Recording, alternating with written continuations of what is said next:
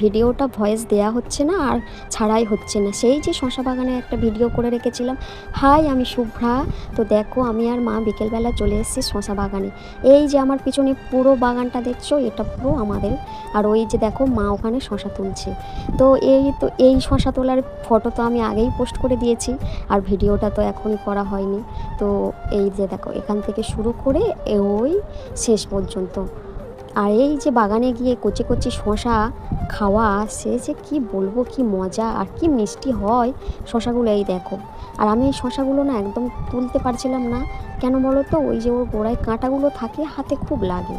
তো যাই হোক, আমি এখানে তবু তুলছিলাম। আমি মাকে বলছিলাম যে মা, একটা কিছু ব্লেড বা ছুরি আনতে পারতা। দেখো পাখিগুলো কেমন করে খেয়েছে। আর ওরা যাবে কোথায় বলো, খাক, সবাই মিলে খাক, মানুষ খাক, পাখি খাক। তো এই যে আমি একটা কচ্চি শশা তুলে নিলাম, ধুয়ে নিলাম ওই যে মাঠের জল ছিল সেখান থেকে। হ্যাঁ, অত ওয়েট করতে পারবো না।